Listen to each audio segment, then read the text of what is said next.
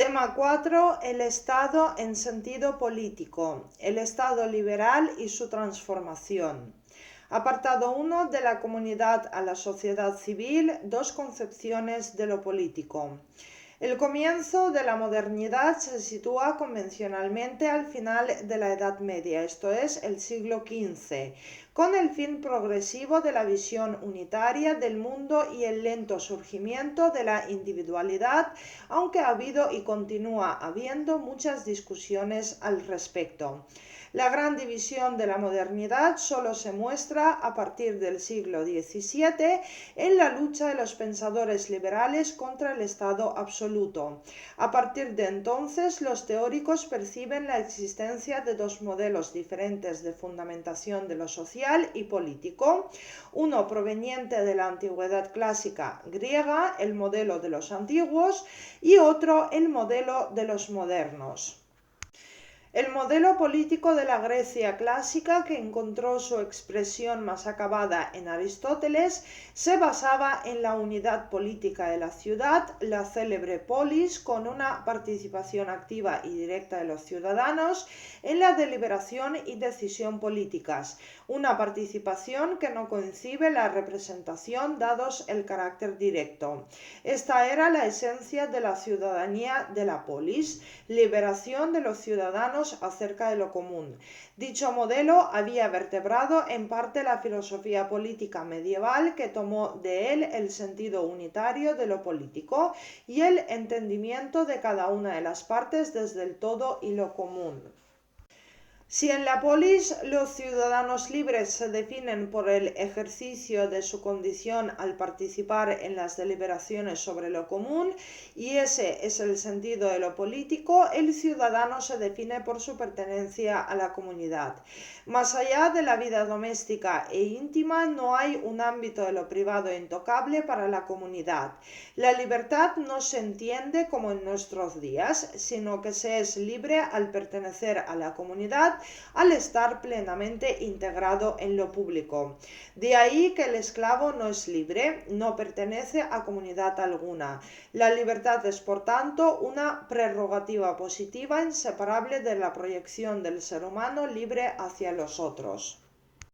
La polis es un espacio en el que los hombres satisfacen sus necesidades y alcanzan la virtud, ejerciendo de continuo su razón en una praxis política para llevar a cabo los fines que les son propios. Y la ética que persigue la virtud no es un fenómeno separado de la política. Para Aristóteles, que escribe en, desde y para la polis, lo ético deriva de lo político sin ser esencialmente diferente de ello, mientras que en la actualidad se piensa justo lo contrario. Sería erróneo interpretar esto desde nuestra mentalidad actual, ver en ello dos ámbitos separados, uno de lo individual y otro superior de lo comunitario. Los fines individuales en la polis no pueden ser vistos como algo separado de los comunitarios, porque es en el seno de la comunidad donde el sujeto político se realiza como tal y por tanto aspira a una vida buena. La comunidad bien ordenada provee lo necesario, pero sobre todo lo bueno. Se trata solo de una cuestión de ámbito, lo que la política es para lo común, lo que es la ética para lo individual. Pero al contrario que en la actualidad, lo común es anterior y más excelente que lo individual. Por tanto, la ética individual deriva de la política común. Hay un vínculo recíproco entre ambas. A finales del siglo XV, coincidiendo con la configuración del Estado moderno, se produjo una profunda crisis tanto del modelo medieval como del griego, en el que éste se había inspirado como consecuencia del desarrollo de la economía capitalista y de la nueva sociedad civil a la que ésta dio lugar. Las diferencias entre el mundo de los antiguos y de los modernos son abismales, hasta tal punto que pueden considerarse categorías contrapuestas. Incluso hoy esa diferencia radical de modelos políticos continúa vertebrando las nuevas polémicas en materia de justicia distributiva.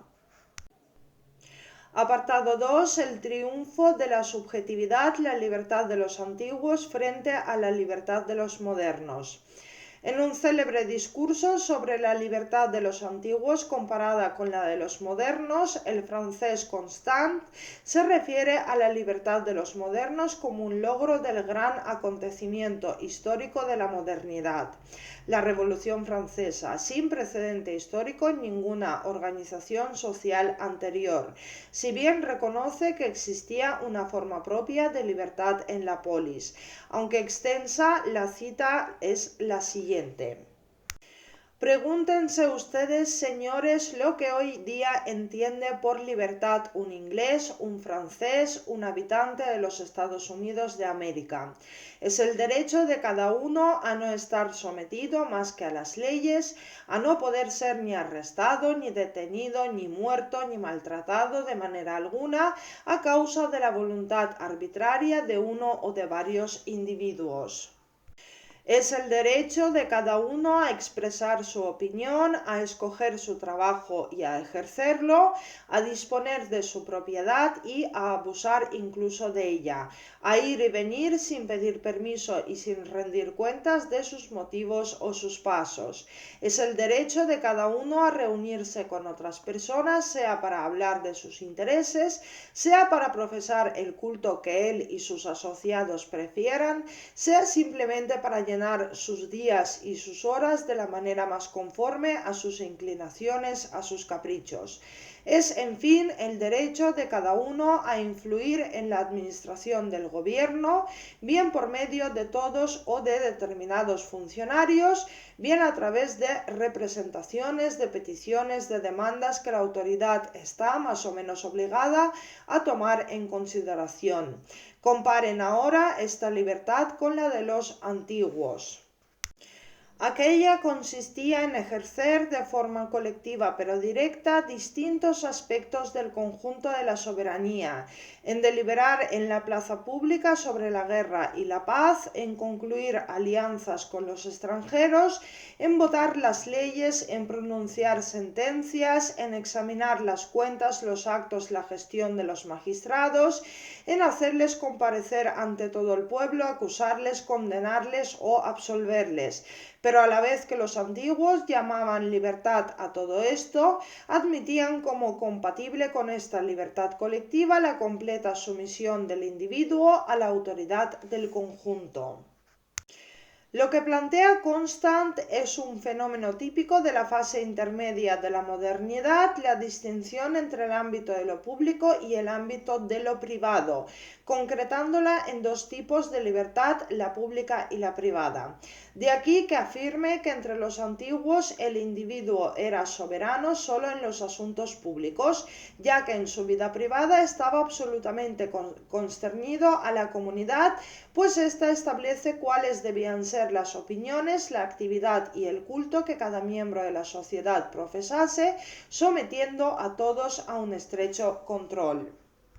Los modelos no surgen de la nada, sino que son generados por situaciones históricas. La libertad de los antiguos era especialmente apta para los modelos sociales en los que estuvo vigente, debido a que la extensión de las comunidades antiguas era pequeña y al hecho de que eran sociedades esclavistas, de modo que los miembros libres de dichas comunidades disponían de todo su tiempo para ocuparse de los asuntos públicos. En contraste, las sociedades modernas son extensas, por lo que la importancia del ciudadano disminuye en lo que se refiere a su participación en la vida pública, pues ante la imposibilidad de asumir todos y cada uno de los ciudadanos las responsabilidades de los asuntos públicos, deben delegar en los gobiernos el desempeño de estas funciones.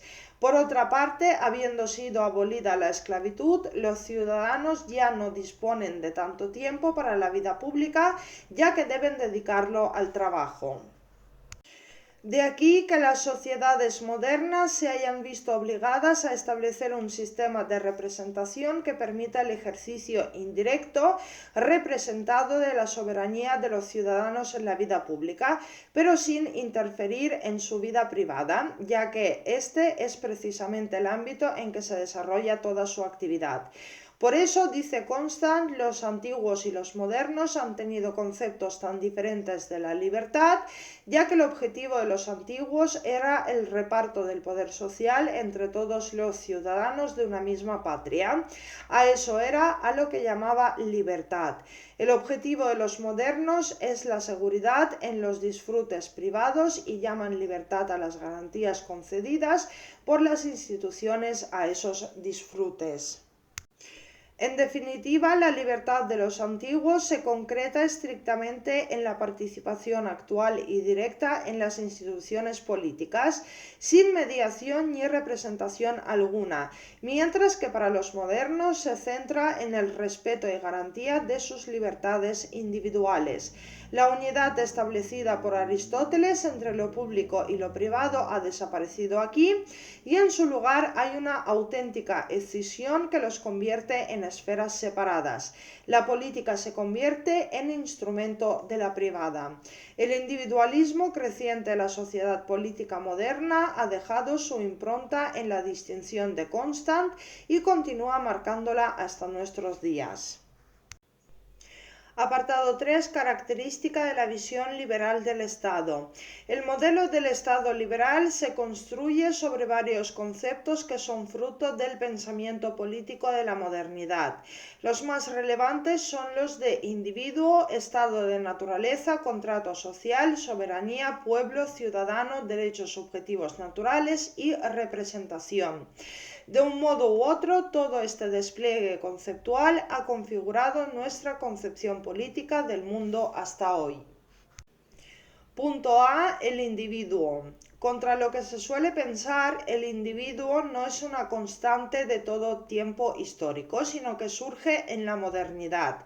Se trata de una abstracción que prescinde de los aspectos reales y empíricos. Se observa que los seres humanos nacen en un núcleo familiar y pertenecen a una determinada sociedad.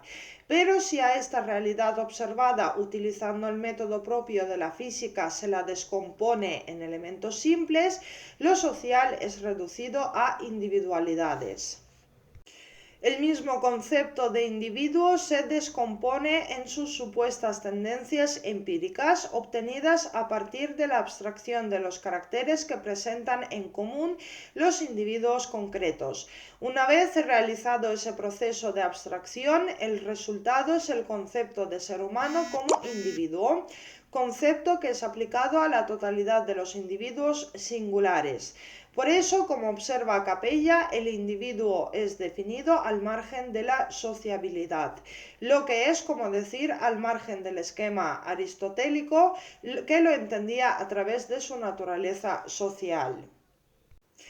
La pretensión de construir un concepto unitario de individuo se quiebra en términos relativos, dependiendo del observador, ya que cada teórico captará diferentes elementos definidores y destacará como fundamental uno u otro. Aquí se opera otra reducción sobre la cual, en lugar de concebir al ser humano como dado en el seno de una red de relaciones que lo constituyen, se lo abstrae para reducirlo a una sola característica o propiedad, concebida de modo excluyente. Pero en cualquier caso, lo que todos tienen en común es el abandono de los presupuestos metafísicos, dada la construcción abstracta del concepto. Punto B. El estado de naturaleza. Se trata de una nueva abstracción edificada sobre la anterior y presente en casi todos los teóricos de la modernidad. Desechada la matriz social que envuelve y define a los seres humanos, definidos estos como seres independientes y autónomos al margen de lo social, la visión aristotélica que entendía lo común como anterior a lo individual desaparece, disuelta en esta ficción. El status naturalis es esencial para el modelo liberal de Estado, pues ese ser humano construido de forma individualista, situado artificialmente fuera de la sociedad, es el que permitirá, al agruparse con sus iguales, construir lo social. No es una situación histórica real, sino hipotética, al hallarse los seres humanos considerados como individuos en un estado de total independencia y autointerés, sin que sobre ellos exista institución o poder alguno que mediatice su voluntad, sus decisiones, sus planes de vida. Es la libertad lo que los caracteriza. Pero a igual libertad plantea el problema de la apropiación. Los hombres, en esta visión individualista, buscan medios materiales para conseguir sus fines, lo cual les llevará a apropiarse en la medida de sus fuerzas y capacidades de la mayor cantidad de bienes materiales que les sea posible y ejercer el dominio sobre sus semejantes, lo cual conduce, según Hobbes, a una guerra de todos contra todos o, en el mejor de los casos, de peligro, como afirma Locke. La libertad propia del estado de naturaleza termina por convertirse en una libertad de todos frente a todos que amenaza con la destrucción mutua. Se presenta entonces el dilema de la armonización de las libertades. Punto C. El pacto o contrato social. Mediante esta nueva abstracción, los individuos han de pactar y llegar a acuerdos en orden a la generación de tales instituciones, dando el paso a la construcción de la sociedad política y del consiguiente poder político. Uno y otro son prestadores, pues como una construcción elaborada por el acuerdo de los diferentes individuos, son artificiales en el sentido de que no hay ningún referente natural de su existencia. Nace así el contractualismo político-jurídico, que tendrá como efecto más importante la posterior creencia liberal en la preeminencia del individuo sobre la sociedad y el poder, meros instrumentos de un acuerdo contingente. Punto D. La soberanía. Una vez creados por acuerdo la sociedad y el poder político, los individuos se hallan en una nueva situación artificial, el estado político o civil. Erigidas ya las instituciones políticas encargadas de administrar la libertad y la igualdad formal y preservar la propiedad y la paz, el derecho, instrumento de gobierno del soberano, sustituye a la ley de la mera fuerza, que era la única existente en el estado de naturaleza. Es posible considerar la soberanía bajo dos formas: la autoritaria según Hobbes, en la cual los sometidos al poder son súbditos y el único deber del soberano es preservar la vida e integridad de aquellos y el orden político, y la liberal según Locke, que los consideraba ciudadanos en posesión de derechos y capaces de votar, bien bajo la forma de un sufragio muy restringido, miembros del pueblo soberano. El Estado, ese artificio político, monopoliza la fuerza y la creación legislativa, con lo cual se hace soberano a cualquier otra instancia y al cuerpo social. Punto E. El pueblo. Ese pueblo al que se considera el nuevo soberano es la suma de todos y cada uno de los individuos. En consecuencia, siendo una suma de elementos abstractos, es él mismo una abstracción. Cuando se asigna la soberanía al pueblo, se construye el concepto de pueblo soberano como aquel en que los individuos ya no son súbditos, sino ciudadanos.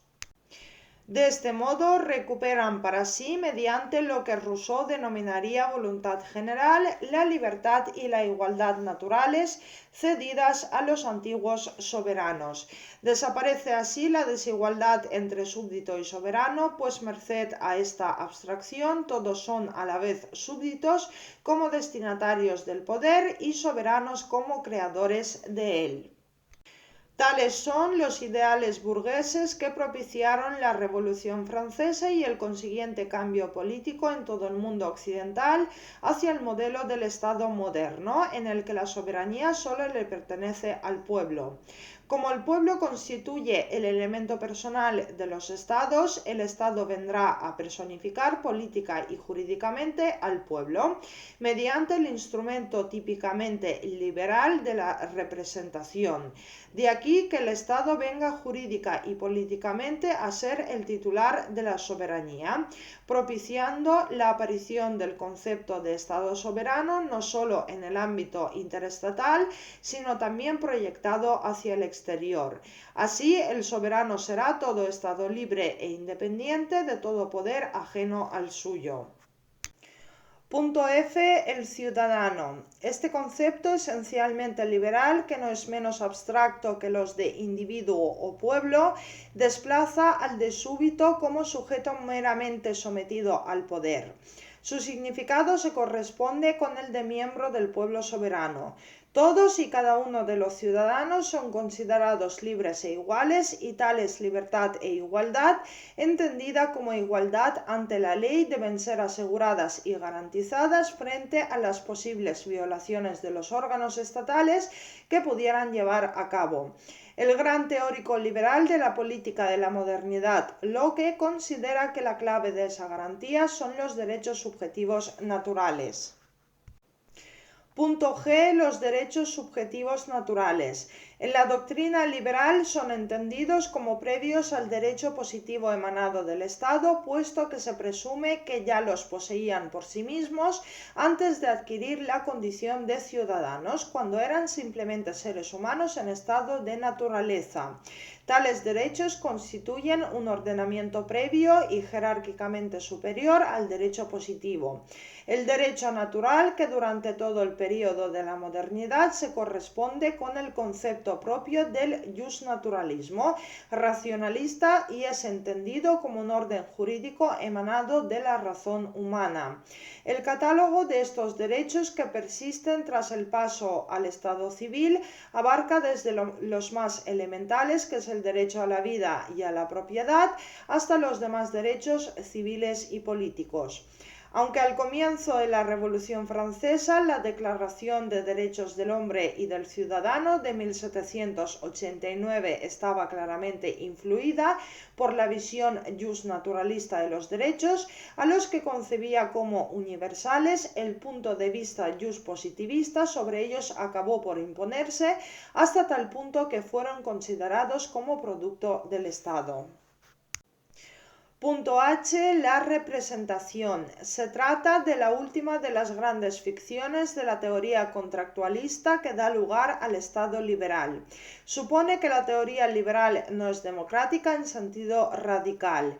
Los liberales no propugnan el ejercicio constante de la soberanía por el pueblo mediante un único poder, que es el legislativo, no sujetos a control alguno, sino una división de poderes con frenos y contrapesos entre ellos. En este modelo de democracia restringida que caracteriza al liberalismo, el pueblo titular de la soberanía ejerce esa condición de modo limitado, a través de la elección de sus representantes en uno de los poderes, que es el legislativo. Así, en una situación desarrollada, una vez que el pueblo ha ejercido su derecho al voto, delega su soberanía a través del mecanismo jurídico de representación. Al margen de los posibles plebiscitos o referendos, que sí son mecanismos de democracia directa, el pueblo acude a las urnas únicamente para elegir a los que desea que sean sus representantes políticos en los órganos de gobierno del Estado. De este modo, el voto tiende a convertirse en un cheque en blanco con el que los representantes políticos tienen asegurado el ejercicio pleno de la soberanía, sin que el pueblo formalmente soberano tenga desde ese momento control sobre su actuación. El ideal democrático se convierte en algo meramente formal, las pretendidas libertad e igualdad políticas se realizan en él muy deficientemente, y esto se debe a que una gran parte de la doctrina haya asumido una postura crítica frente a este modelo. Recapitulando, podemos definir al Estado liberal como el modelo político surgido en la modernidad que se configura como Estado democrático y liberal. Democrático porque el poder es atribuido, siquiera de manera formal, al pueblo, titular nominal de la soberanía, mediante el uso de la técnica de representación.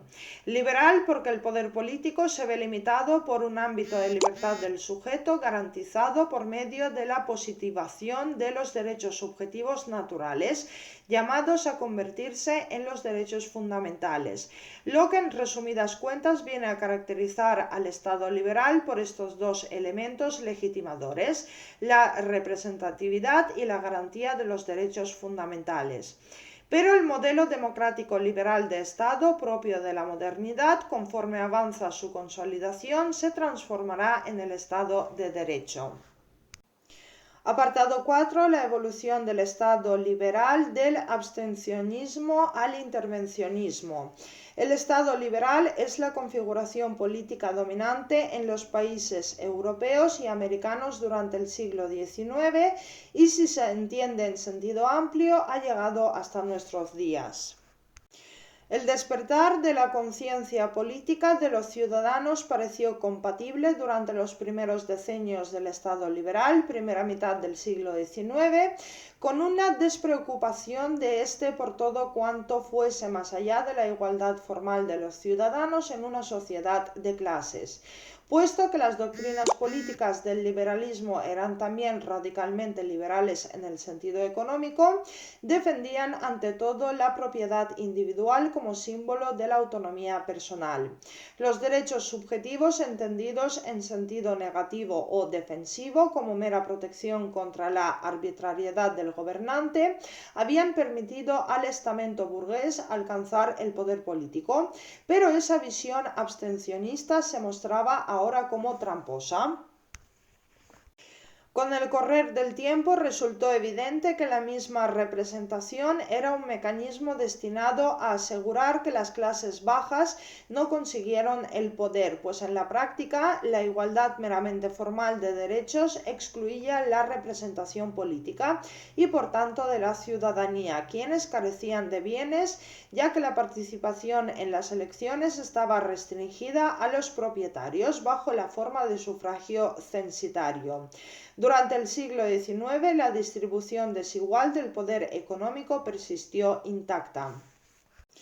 El surgimiento histórico del proletariado con sentido de clase, merced a la progresiva reducción a la pobreza de las clases obreras en las sociedades capitalistas en el siglo XIX, tuvo como primera consecuencia la superación parcial del modelo liberal del Estado y su transformación en Estado social.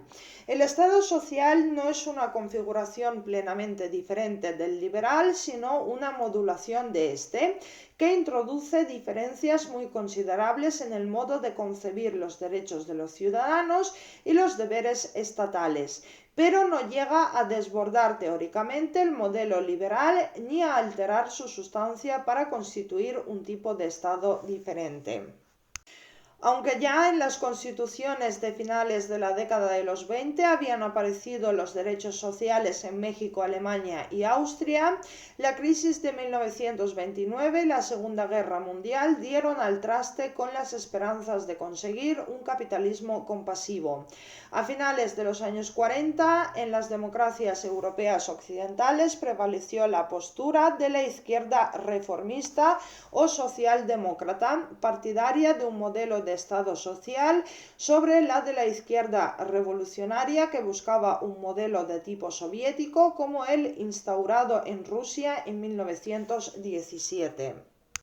El Estado social implantado entonces entraña una radical transformación. El Estado pasa de ser un mero garante de derechos y libertades civiles y políticas a transformarse en un prestatario de medidas y actuaciones socioeconómicas que, con cobertura jurídica en los derechos económicos, sociales y culturales, instaura medidas asistenciales y aplica políticas fiscales redistributivas.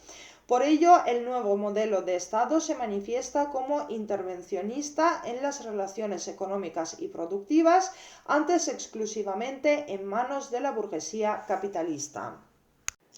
Si el Estado se caracterizó por su pretensión de conseguir una igualdad jurídica de los ciudadanos y la protección de sus derechos y libertades, su versión social amplió la protección de dichas libertades al ensanchar el horizonte de la igualdad para hacer que dejase de ser simplemente jurídico formal, lo que en la práctica se trató de conseguir mediante la introducción de nuevas políticas económicas keynesianas probadas por primera vez en los Estados Unidos tras la crisis del 29 en lo que se llamó el New Deal.